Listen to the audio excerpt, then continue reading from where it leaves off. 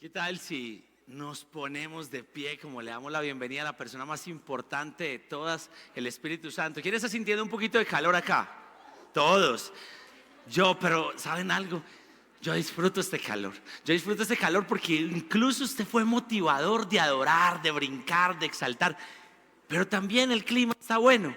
Entonces vamos a darle gracias a Dios por todo lo que nos ha dado, porque sé que Él es fiel y que si nos ha sostenido hasta el día de hoy, lo hará después y lo hará siempre, y lo ha hecho y lo hará contigo y lo hará conmigo. Señor Jesús, gracias por este día.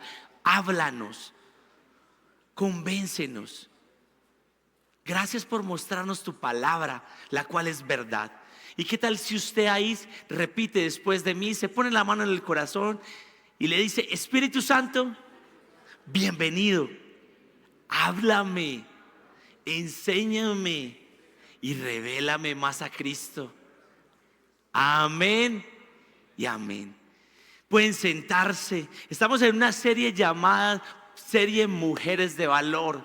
Y todo inició porque empezábamos a hablar acerca de las mujeres que nadie esperaba. Tamar, Rahab, Ruth, Betsabé, mujeres pecadoras, pero que normalmente, y cada uno de nosotros, no las hubiéramos incluido en ningún currículum, hoja de vida, pero el Señor las dejó bien claras ahí, solamente con una finalidad, y la finalidad era que el Evangelio transformó la vida.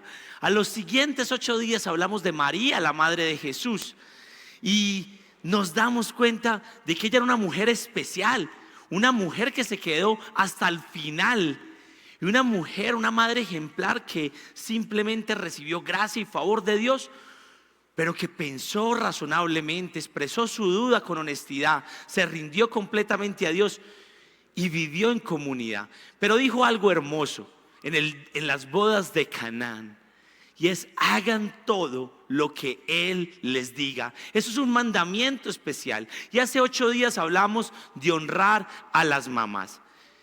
¿Quién tiene mamá viva en este momento? Levante su mano. Espero que si no recibió los tips de honrar a su mamá, entonces la abuelita, la tía, la que usted considera que es su mamá, hónrela, por favor, y reclame sus tips de cómo honrar a cada una de ellas, porque honrar a la mamá es algo bien especial. Primero, es un mandamiento de Dios. Lo segundo es que la honra produce fe, pero la honra también produce bendición y destino. Y estaríamos obedeciendo, y en la obediencia sí que hay frutos especiales. Hoy hemos titulado esta enseñanza La primera cristiana. ¿La primera qué? Cristiana. Y usted enfóquese en esto y métase en la película. Eso, Samuel está con toda, ahí está, firme. Así es. La primera cristiana es una mujer de la cual se habla mucho. Posiblemente alguno de nosotros la hemos escuchado. Posiblemente se han hecho películas y dramas sobre ella.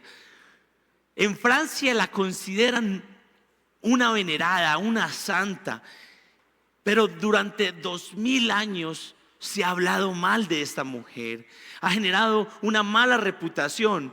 Sin embargo, en el Nuevo Testamento no hay ninguna referencia de que esta mujer sea mala, o como se referían a ella, sea una prostituta. Posiblemente usted ya esté pensando: ¿quién es la primera cristiana? Y hay muchas personas que a usted se le venga a la mente, pero usted con solo esa última referencia ya está pensando: la primera cristiana debe de ser esta o aquella. Pero sin más especulaciones, algunos historiadores dicen que el apóstol número 13 y estuvo en momentos cruciales de Jesús: en la entrada triunfal, en la crucifixión, en el sepulcro y en la resurrección. Ella fue la primera en llegar a la tumba vacía. Ese domingo madrugó y fue la primera en llegar. Fue la primera en hablar con Cristo, con el Cristo resucitado. ¿Sabían ustedes que este es el primer día de la semana? El primer día de la semana, no el lunes. Tal vez el primer día laboral para muchas empresas, pero el primer día de la semana es el domingo. Y lo que nosotros venimos a hacer acá es darle gracias, siendo lo primero de lo primero. Y esta mujer fue la primera en llevar las buenas nuevas del Evangelio a los otros discípulos de Jesús. Sin más preámbulos, esta mujer se llama María Magdalena. María Magdalena fue la primer cristiana. Y usted dirá, ¿por qué tenía tan mala reputación? Fue porque en el año 591, un hombre llamado Gregorio Magno, que era el Papa, o Gregorio I, dijo que era la mujer de mala reputación, que se describe en Lucas capítulo 7, que ungió a Jesús con aceite, con un frasco de alabastro, y lo secó con sus cabellos. Pero ¿sabe algo? Nunca dice que sea prostituta, nunca dice eso. Y durante casi 1400 años se siguió tomando esa declaración de que era María Magdalena y que era prostituta. Y fue solamente hasta el año 1969 que el Vaticano reconoció que el Papa se había equivocado. La nombraron santa. Y en mi opinión, Dios sabía todo lo que iba a suceder.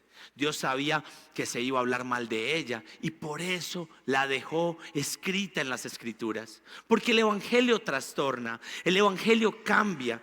De María Magdalena se habla en Lucas 8 y dice: poco después Jesús comenzó un recorrido por las ciudades y aldeas cercanas, predicando, anunciando la buena noticia acerca del reino de Dios. Y llevó consigo a sus 12 discípulos, junto con algunas mujeres que habían sido sanadas de espíritus malignos y enfermedades.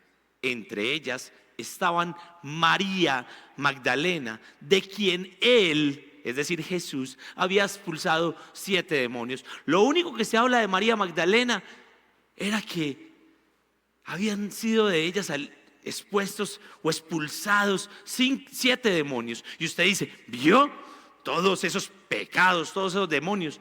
Y la pregunta que le hago a usted: ¿de usted cuántos demonios han sido expulsados? Posiblemente usted no se ha dado cuenta. Pero si usted está acá, es porque usted está dispuesto a escuchar las buenas nuevas del Señor.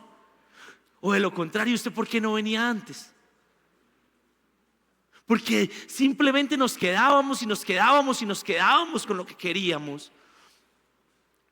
Luego dice: Juana, la esposa de Chus, administrador de Herodes, Susana y muchas otras que contribuían con sus propios recursos al sostén de Jesús y sus discípulos. Me encanta eso. Es decir, María Magdalena sostenía el ministerio de Jesús. Y gloria a Dios por esas mujeres que siembran en el Señor, que siembran en extender el reino del Señor. Cuando yo me di cuenta de eso, yo no sabía que María Magdalena sostenía el ministerio de Jesús. Yo decía: ay Señor, que lleguen más mujeres como María Magdalena, por favor, que sostengan la iglesia, que colaboren, que siembren, que extiendan. Claro, ¿no ve que todo lo que se siembra es para el Señor?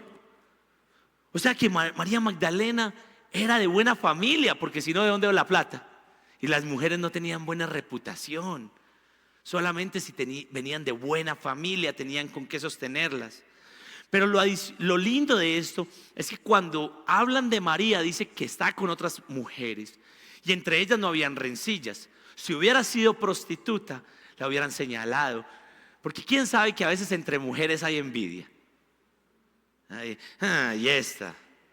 Por eso muchas veces hay mujeres que dicen: es mejor ser amigo de un hombre. Pero acá se guarda el protocolo. Hay muchas Marías en la Biblia. Y uno dice: si hay muchas Marías, ¿cuál María es? Yo solamente voy a mencionar las 6 Marías que se mencionan en la Biblia. Obviamente, primeramente, la María, la madre de Jesús, nuestro Mesías. Está también María, la de Betania, que es la hermana de Marta y Lázaro. Está María de Jerusalén, que es la mamá de Juan Marcos, quien escribió el Evangelio de Marcos. Está María, la de Roma, amiga de Pablo, y que está escrita en Romanos 16. Está María, la de Cleofas, que está en Juan 19. Pero también está la María de la cual estamos hablando hoy, la primer cristiana, María Magdalena. Y como tantas especulaciones hay, nada más nos vamos a quedar con lo verdadero. ¿Y qué es lo verdadero? Lo que está escrito en la palabra de Dios. Juan 19:25. Estaban de pie junto a la cruz la madre de Jesús, la hermana de su madre, María, la esposa de Cleofas, ¿y quién? Me encanta esa escena. Me encanta esa escena porque los discípulos, los parceros de Jesús, lo habían abandonado. Otro lo negó y hasta juró: se lo juro que no. Otro lo traicionó. Otros se escondieron. Pero estas mujeres se quedaron hasta el final. Valientes, como diría yo, qué paradas, finas. ¿Cómo debemos de responder a lo que Jesús ha hecho? ¿Quién sabe que su vida no es la misma desde que usted conoció a Cristo? Entonces, ¿cómo debemos de responder a lo que Jesús ha hecho? Con fe. Dice Hebreos capítulo 11, versículo 6, que de hecho sin fe es imposible agradar a Dios. Entonces, ¿quién quiere agradarlo? Todos queremos agradar a Dios. Levante la mano las personas que quieren agradar a Dios. Pero tengo una mala noticia: no lo vas a poder agradar. La única persona que puede agradar a Dios se llama Jesús. Por eso dice que la fe es puesta en el autor y en el consumador de la fe, Jesucristo. El resto es nada, es muerto. Dice: la fe es la certeza de lo que yo espero, la convicción de lo que no veo. Por eso en la Biblia se dice que todo se logra a través de la fe. Yo tengo unos amigos que fue mi primer discípulo y me dicen que yo soy el pastor. ¿Cómo me llamas, Ángel? ¿Pepo o loco? Esa es tú. Carla dice que el pastor Pepo, porque en Encanto había una muchacha que llamaba Pepa o algo así, y simplemente les cambiaba el clima. Hemos tenido momentos en los que está lloviendo y simplemente me dicen: ore, pastor. Y la misma oración que usted puede hacer la puedo hacer yo, pero yo oro y yo creo que tengo fe. Y el clima cambia. El clima se detiene, la nube se va. Ángel me llama al pastor loco porque simplemente escucho algo de Dios y sin plata o con plata me voy. Y Ángel en su raciocinio no lo hubiera hecho. Pero yo quiero que nos centremos en Juan capítulo 20. Y voy a pedir al equipo que me siga. Y usted tiene que meterse en la película. Estoy en Juan 20 del 1 al 18. Quien tenga Biblia puede sacarla.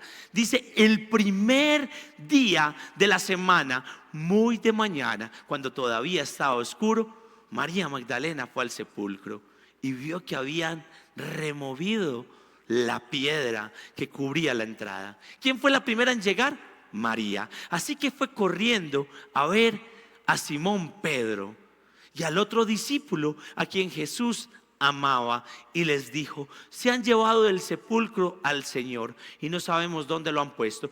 Dejémoslo ahí. Dice: María no se queda, María simplemente va y mira y se devuelve corriendo. Pedro, Pedro. Y al discípulo al que Jesús amaba. ¿Quién creen ustedes que era el discípulo al que Jesús amaba? Pero no porque Jesús lo hubiera dicho, solo porque Juan decía: yo soy el amado de mi amado. Y no era que Juan fuera muy engreído o muy creído, es que Juan tenía claro su identidad. Yo le invito a que usted a partir de hoy usted diga: yo soy el amado de Jesús, yo soy el amada de Jesús. Usted es acepto en el amado, dice Efesios 1:6. Entonces Juan se llama el amado, pero por él mismo. Posiblemente Juan dice: no, pues vamos a correr. Entonces Pedro, dice verso 3 al 5, entonces Pedro y el otro discípulo se dirigieron ¿a qué? Al sepulcro. Ambos fueron corriendo, métase en la película. Pero como el otro discípulo corría más rápido que Pedro, llegó primero al sepulcro. Juan llega primero. Posiblemente porque era más joven, posiblemente porque tenía la edad más cercana a Jesús. Y ambos corrieron. Inclinándose, sigue el verso, se asomó y vio las vendas allí, pero no entró. Pedro, que sí era de un temperamento sanguíneo, súper arriesgado, Pedro decide entrar. ¿Y qué hace en los versos del 6 al 7? Dice, tras él llegó Simón Pedro y entró al sepulcro. Pedro entró y de un momento a otro vio allí las vendas y el sudario que había cubierto la cabeza de Jesús. Y aunque el sudario no estaba con las vendas, sino enrollado en su lugar. Eso habla hasta de orden. El maestro dobló las vendas.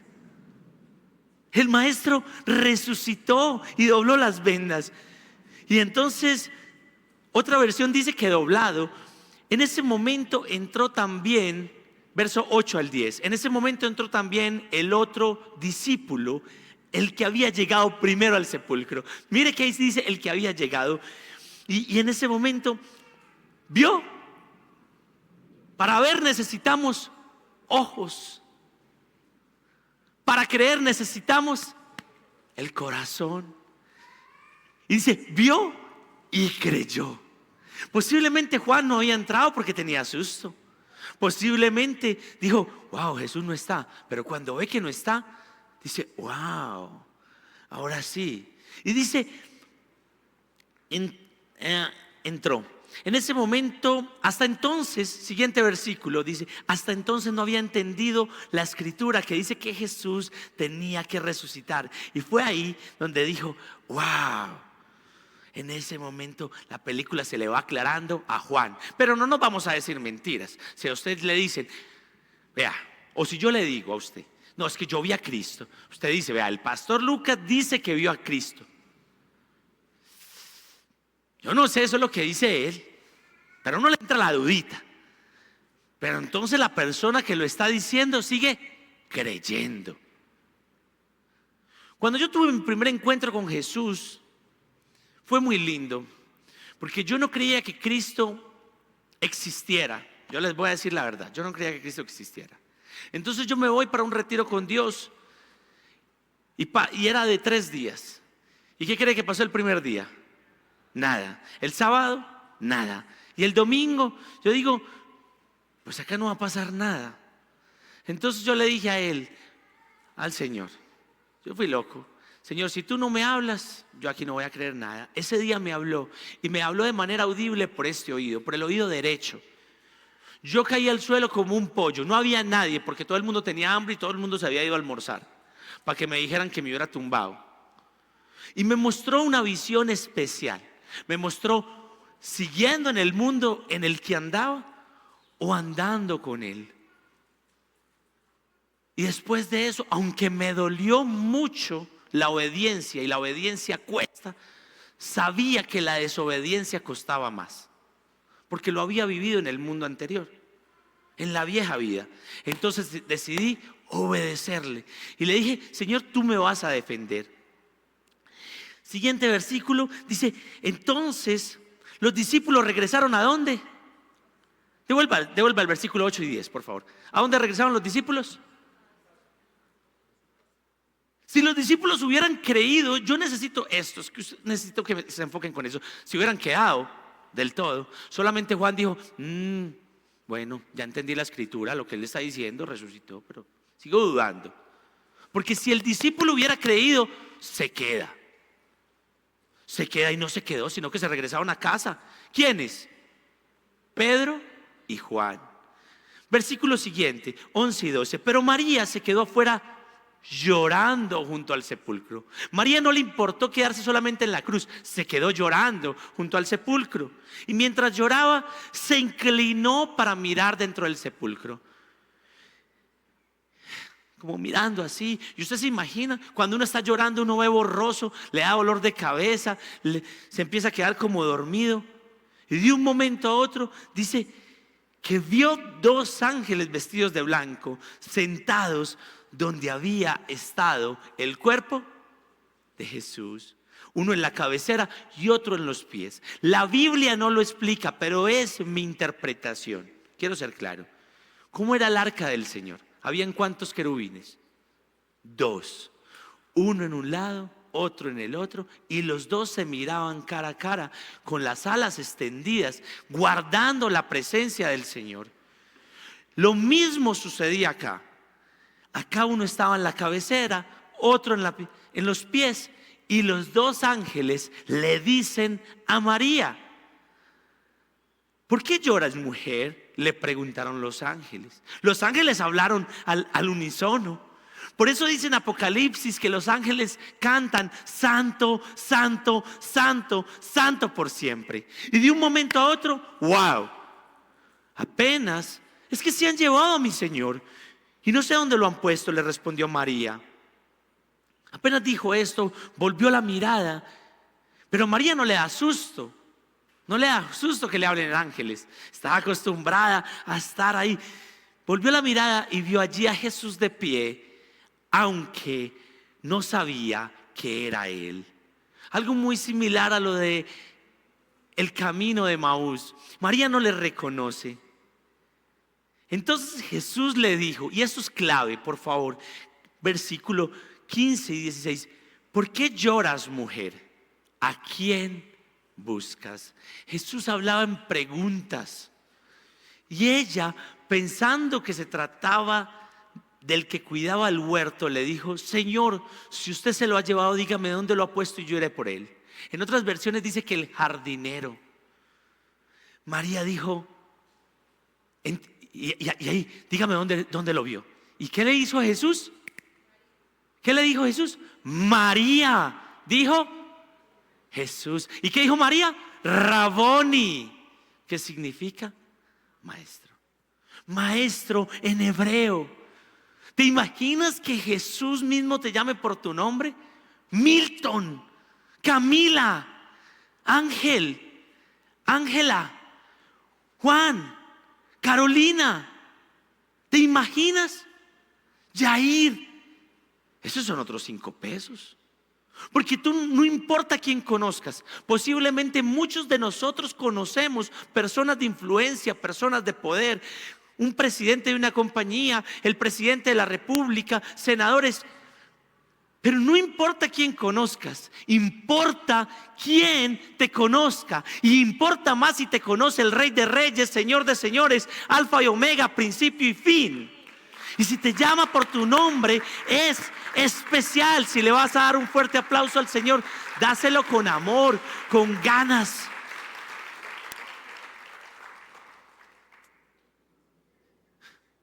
Jesús le dijo: no te detengas, María, no me detengas, María. No he vuelto al Padre. Ve más bien donde mis hermanos.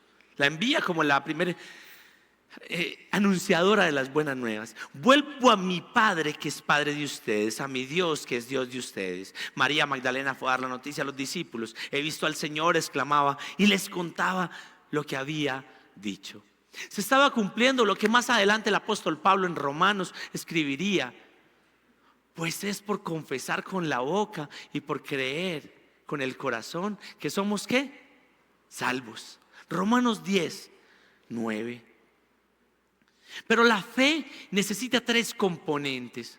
Para tú tener fe necesitas 3 componentes. Tú no puedes tener fe así por sí mismo. Tú no eres productor de fe. La única forma de ejercitar tu fe es que la fe tenga un componente sobrenatural y que haya sido puesta dentro de ti desde el principio de la eternidad.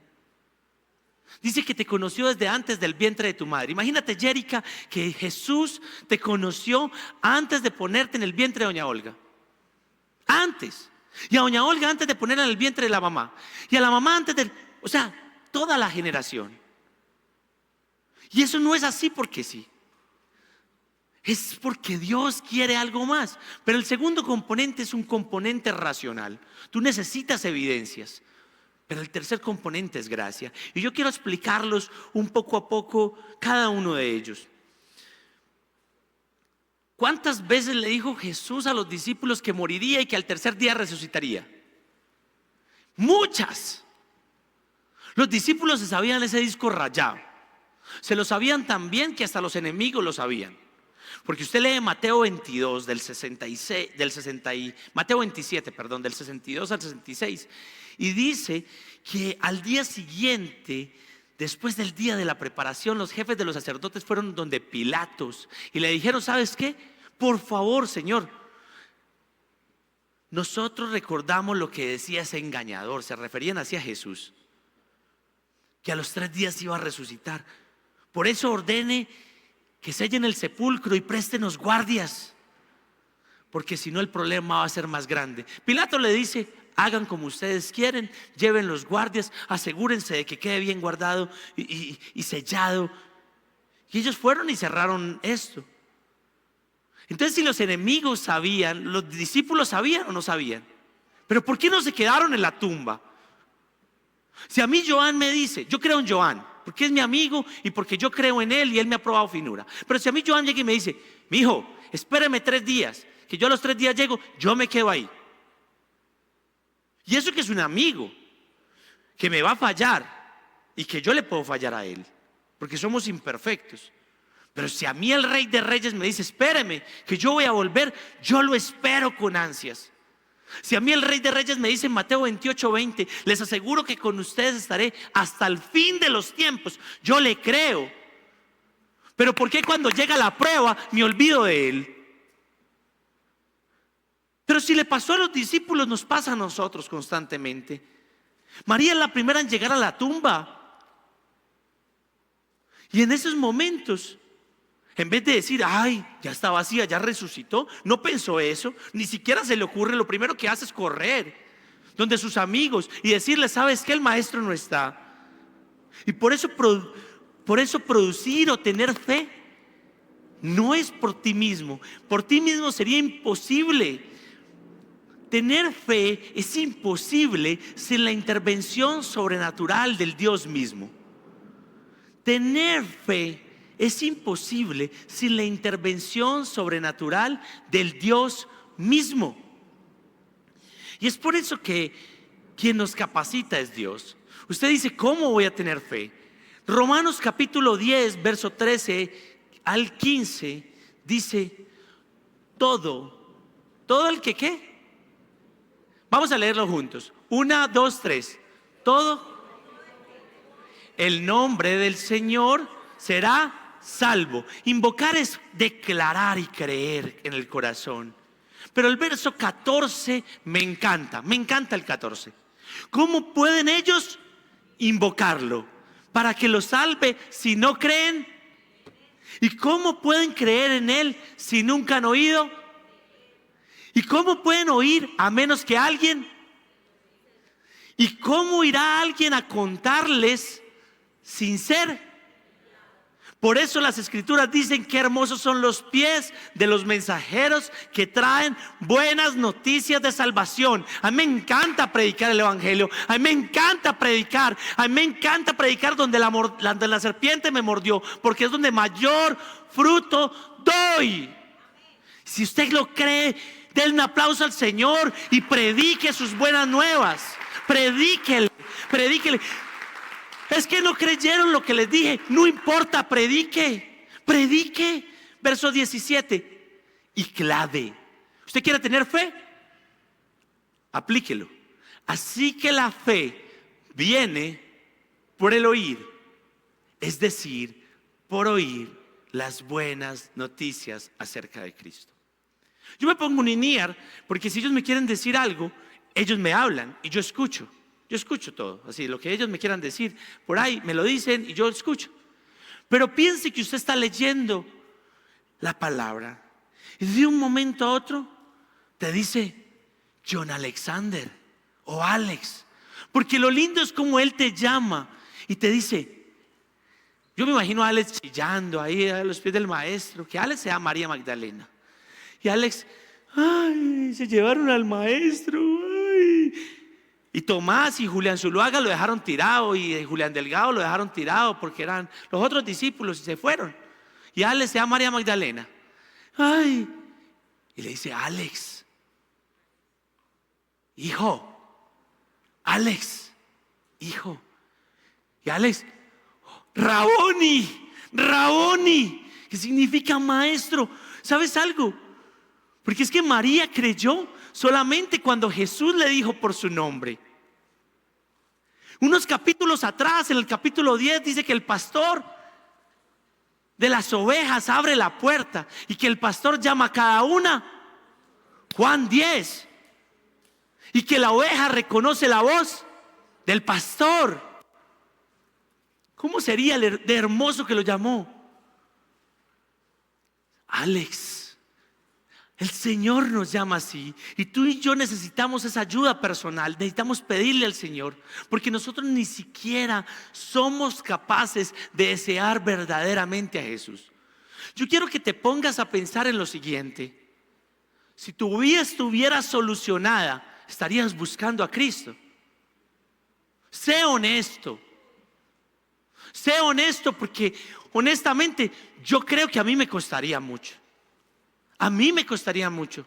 Yo tengo dificultades con mi esposa, tengo dificultades con mis hijos, tengo dificultades en muchas áreas. Yo necesito de mi maestro para que Él me dé el regalo que Él me prometió. En Juan 14 Él me regaló paz. Me dijo: te voy a dar un regalo, hijo, paz en la mente y paz en el corazón.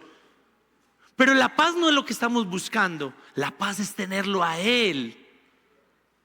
Entonces dice en Juan 6:39 al 40 y el verso 44 en adelante, dice: la voluntad de Dios, dice Jesús, es que yo no pierda ni a uno solo de todos los que Él me dio, sino que los resucite el día final. La voluntad de mi Padre es que todos los que vean a su Hijo crean en Él y tengan vida eterna, y yo los resucitaré en el día final. Verso importante y muy específico, clave, 44 verso. Jesús dice: nadie puede venir a mí a menos que me lo traiga el Padre. Suponga que yo soy Jesús y yo estoy esperando un discípulo. Estoy esperando a Julián David, y yo lo estoy esperando, y cuando lo estoy esperando, Julián no puede venir a mí. Para que Julián venga a mí, el Padre lo tiene que coger de la mano como a su hijo pequeño y llevarlo hasta donde Él. Pero más adelante dice: pero Jesús dice, Juan 14:6, yo soy el camino, yo soy la verdad, yo soy la vida. Nadie puede ir al Padre sino por medio. Quiere ir al Padre, solo es por Jesús. Quiere ir al Hijo, solo es por el Padre. No más. El resto es cuestión. No, que es que una madre intercede por nosotros. No. Yo quiero decirte esto claro, porque la verdad tiene que ser revelada. Jesús es el único camino para ir al Padre, y el Padre es la única persona que te puede llevar a Jesucristo. Por ti mismo no podrías ir, porque Él es santo, santo, santo por siempre, y tú eres pecador, pecador, pecador. No por siempre, porque Él te está quitando el pecado, y dice que estás lanzando tus pecados al fondo de la mar. Los discípulos se quedaron atónitos. ¿Quién podría ser salvo? Una vez le dijeron, y Jesús dice: es más fácil que un camello pase por el ojo de una aguja que un rico entre en el reino de los cielos. Nunca se refería a riqueza, se refería el contexto a salvación. Entonces los discípulos le preguntan a Jesús en Mateo 19:26, le dicen: entonces ¿quién puede ser salvo?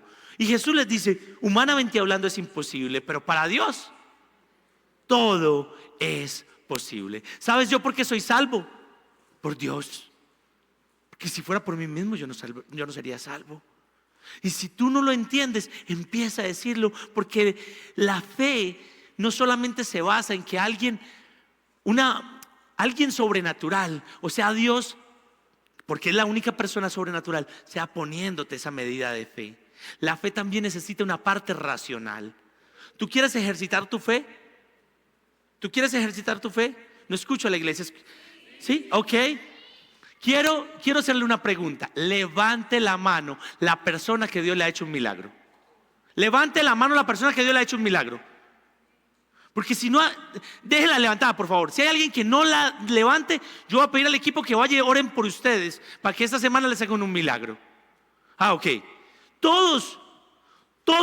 Y sabe algo, y si no, acérquese al final a mí y yo voy a orar para que Dios le haga el milagro. Porque sabe algo, usted quiere crecer en fe, tiene que ejercitar esa misma fe. Uno tiene, para poder saltar y saltar, No puede saltar de buenas a primeras. ¿Sabe qué tiene que hacer? Ir practicando, practicando. Tengo un amigo que su hijo es ¿cómo se dice? Bueno, jugador de baloncesto. Es que no sé cómo se dice eso, basquetbolista, ok. Y Juan,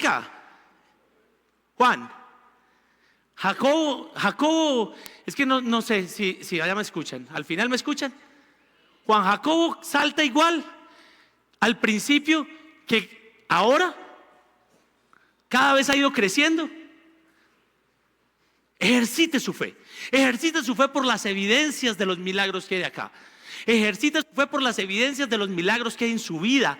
Mire para atrás y acuérdese de todas las promesas que Dios le ha dado y todas las que ha cumplido hasta el día de hoy. Y si usted lo cree, dele aplauso al Señor y diga: Señor, gracias por la promesa que me has dado y que no se ha cumplido, porque me la vas a cumplir. Yo sabía que este par de jovencitos algún día iban a ser papás, y ellos de pronto lo creían, lo esperaban, pero no sabían qué tan pronto. Ahora viene la nueva temporada para ellos, mostrar el reflejo de Cristo en sus hijos. Y las mujeres que están quedando embarazadas en este lugar, que es una cantidad impresionante. Ahora, para los judíos era irracional que el Cristo, el Mesías que estaban esperando, de un momento a otro resucitara. Ellos pensaban que el Mesías venía, acababa con el imperio romano y ya. Para los griegos era impensable que resucitaran, porque consideraban al cuerpo algo débil. Entonces decían: ¿para qué resucitar? El cuerpo es débil, ya murió, el alma es fuerte.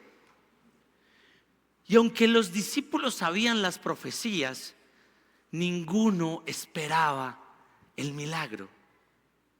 Así que Tomás no sabía cómo, no Tomás el que toca acá, Tomás el discípulo, no sabía cómo creer.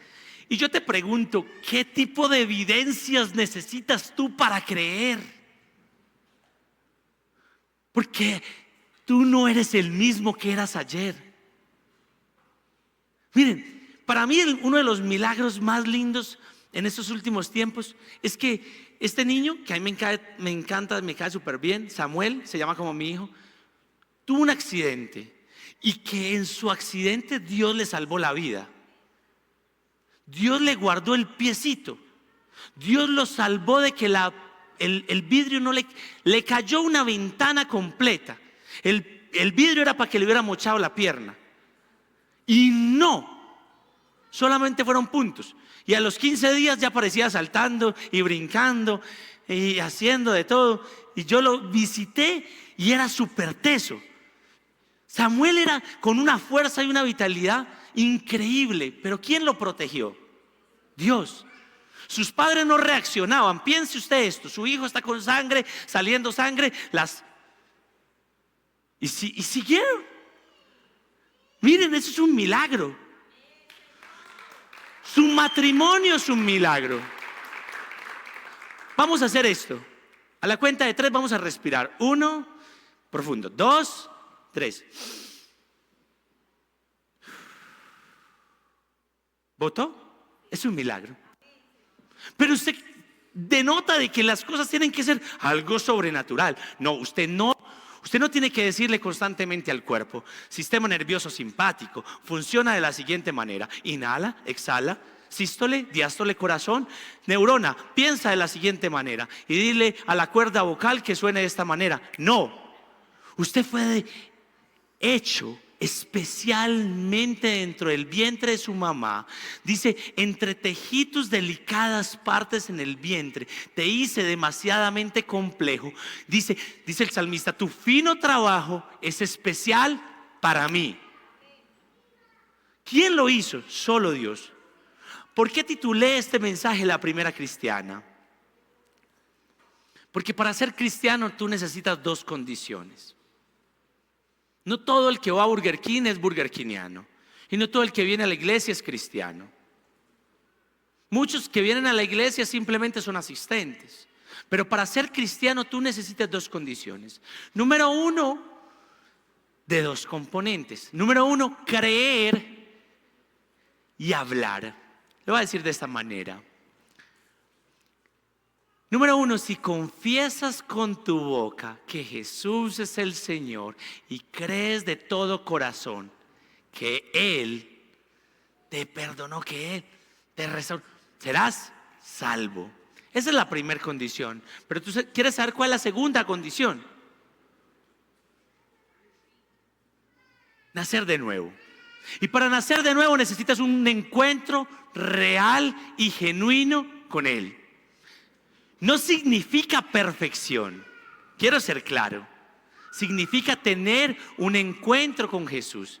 En ocasiones lo que necesitamos es un encuentro con Jesús. ¿Y sabes yo cuándo quiero mi encuentro con Jesús?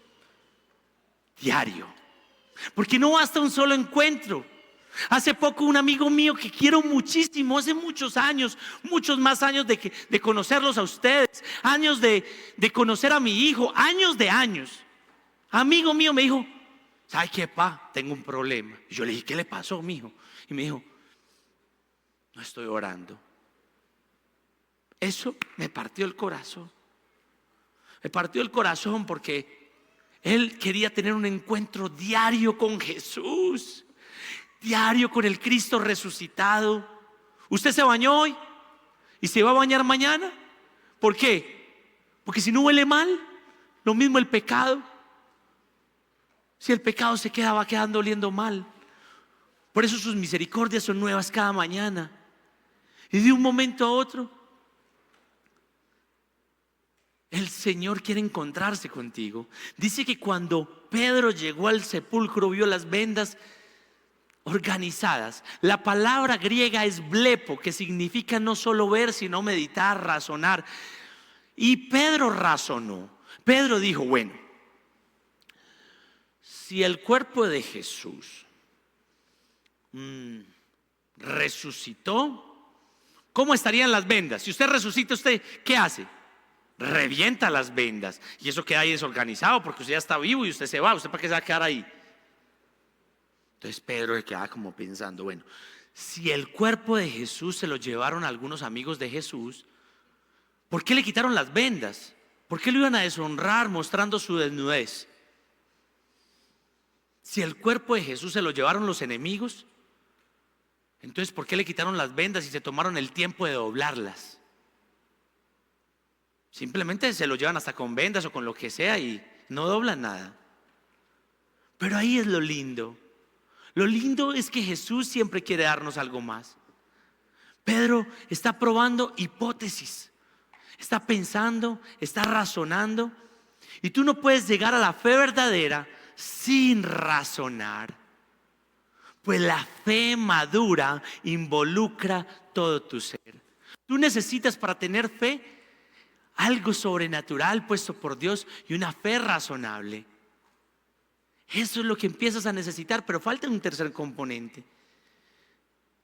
El verdadero cristianismo no te dice ven al cristianismo porque te atrae y es relevante. El verdadero cristianismo te dice simplemente ven a Cristo porque Cristo es la verdad verdadera. Y tú no puedes avanzar o tener un sufrimiento sin que sea llevado por Cristo.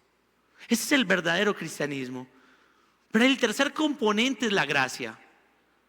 Tú no solamente necesitas una intervención de Dios para tener fe. Tú no solamente necesitas pensar o tu racionalidad. Tú necesitas gracia. ¿Y quién quiere gracia sobre gracia? Yo quiero gracia sobre gracia. ¿Sabe por qué? Porque la gracia es un regalo inmerecido. Yo no la merezco, pero Él me la da. ¿Por qué? Porque le place, porque me ama. Y la fe viene por gracia y está repleta de gracia. La fe viene de gracia y está repleta de gracia. ¿Quieres tener fe? Maravilloso. Vas a tener gracia en abundancia. Existen varios lugares en el Antiguo Testamento donde Dios confronta a su pueblo.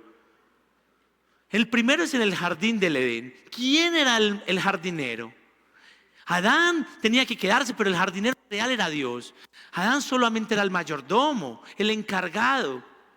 ¿Y quién le confronta o le pregunta a María? El que ella creía que era el jardinero, el que estaba cuidando en la tumba. Y es hermoso porque Dios en el jardín del Edén le pregunta a Adán y a Eva: ¿dónde están?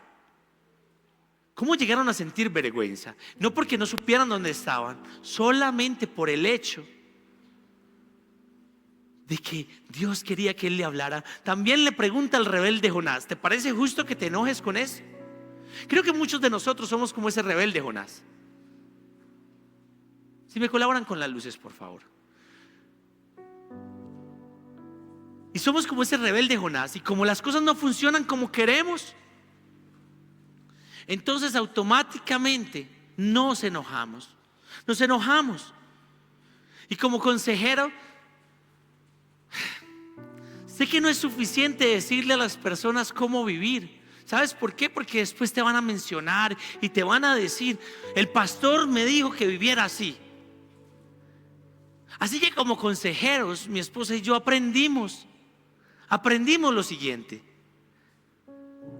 que es mejor atender una consejería con buenas preguntas, y que debemos de dejar que el Espíritu Santo sea quien les convenza. Por eso hay que hacer buenas preguntas, como hacía Jesús. Apreciada mujer, ¿por qué lloras? ¿A quién buscas? Porque la fe verdadera te llama por tu nombre. La fe verdadera te dice: Juan, necesitas crecer en fe. Néstor, ven a mí, te daré más gracia, te daré más fe.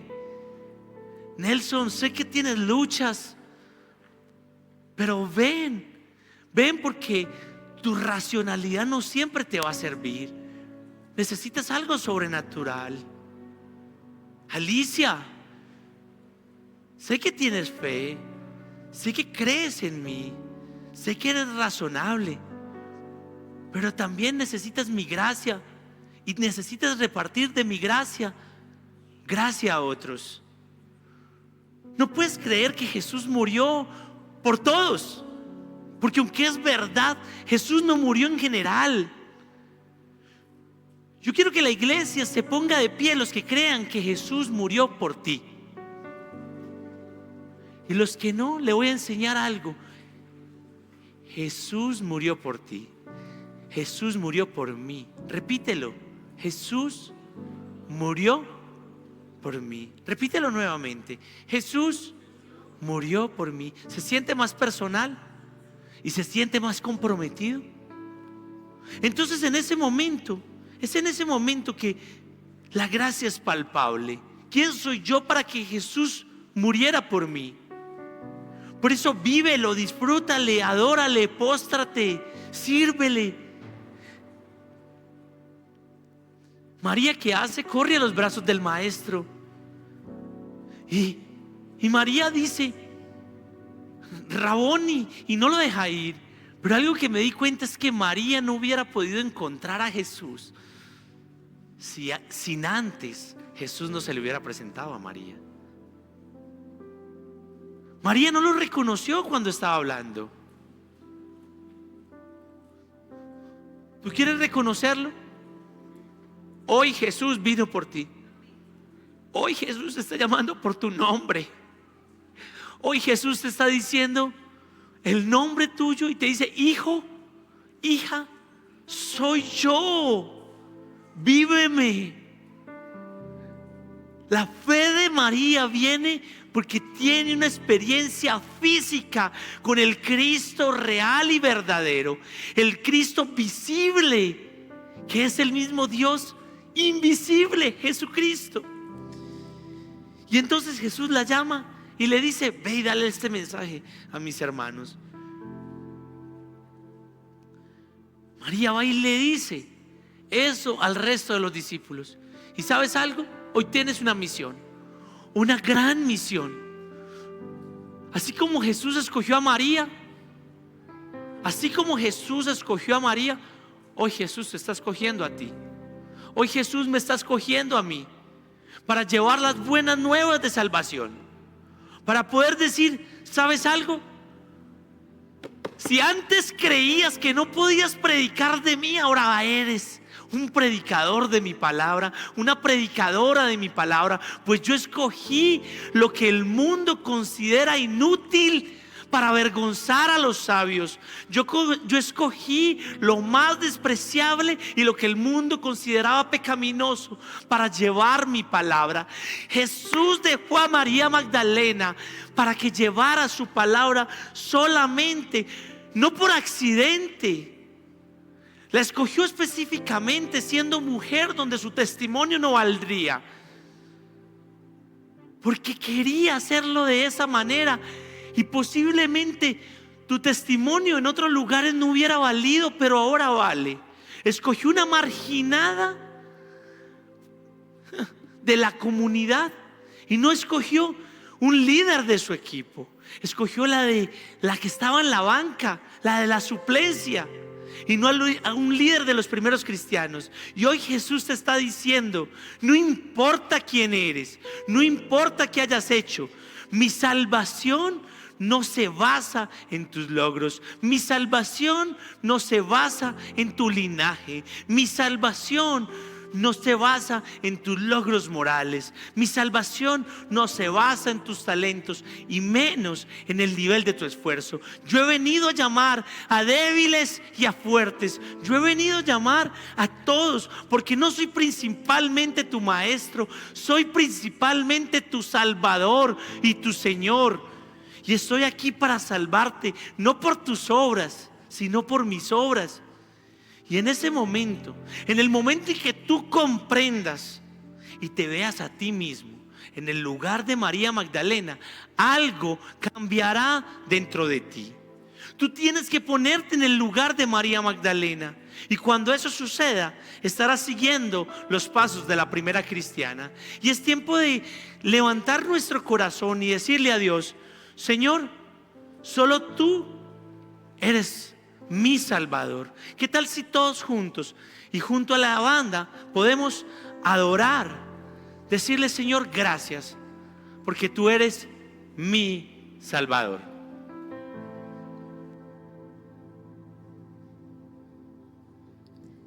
No merecemos tu gracia y aún así la tenemos.